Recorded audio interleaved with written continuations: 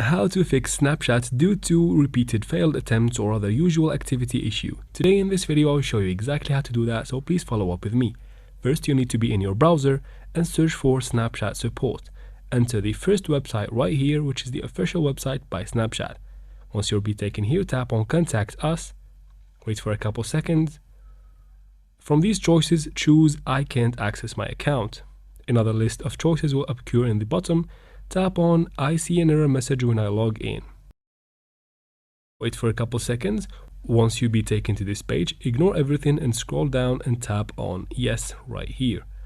You'll be given this for you, fill in your information and maybe give them an attachment. So tap right here and give them a screenshot of the issue. You can tap on the description and describe the problem for them. Once you're done, tap on Submit and it should be good to go from there, and they should get back to you in a short period of time.